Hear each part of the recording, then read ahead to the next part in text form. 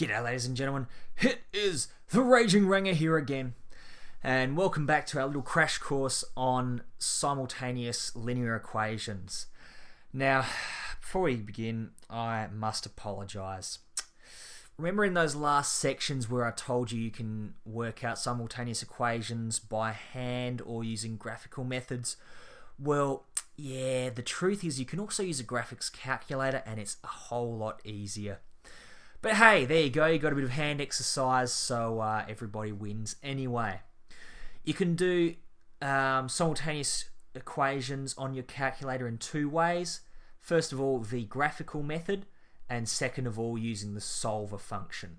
First of all, the graphical method, and to do that, we're going to need all of our equations in slope or gradient intercept form, y equals mx plus c. Because what we're going to do is we're going to use our calculator to draw these graphs and then find the point where they both meet.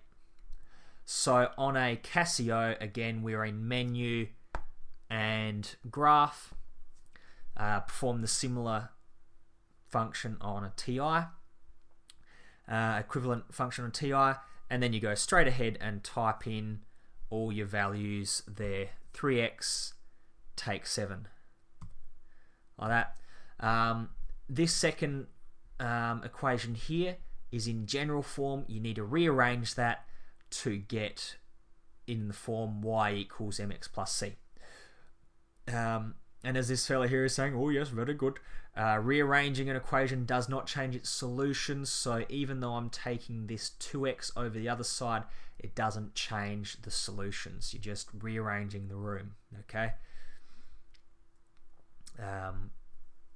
So y2 is now it's not gonna be this, it's gonna be 11 take 2x, and you could write that as minus 2x 2x plus 11 if you wanted to, or you write that as 11 take 2x, same thing. Okay, again, rearranging does not change your equation.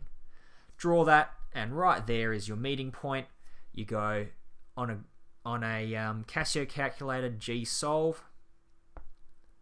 We want the intersection point, so F5, and that tells you the intersection point right there is 3.6 and 3.8. 3.6 and 3.8. Bam, done. Give these questions a go using your calculator's graphing function.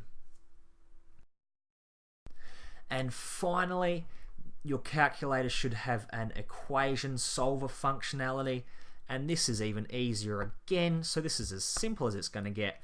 On a CASIO, you want equa or equation here. Find the equivalent on your TI.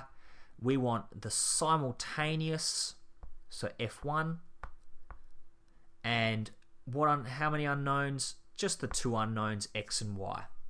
Now, when we're using this functionality, notice it has to be in the form ax plus by equals c. Okay, so we need it in what's the word I'm looking for? General form. That's the word there.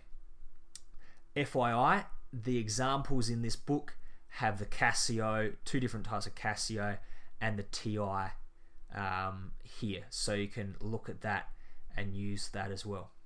So here we go. Here's our two equations, both of which are in general form. If it's not in general form, get it in general form and fill in the values. So 2, so if we come over to the calculator, we'll have 2 exe negative 3, oh, come on, negative 3 exe and 4 exe. Then we're going to have 3 exe, 2 exe, 19 exe. Press exe one more time for good measures, and there are your answers there. 5 and 2. Bam. Thank you, ma'am. And that there is all that you'll need to know at this stage to get you simultaneously solving like a freaking boss. This, ladies and gentlemen, has been the Raging Ranga, and I am now signing off. Bye-bye.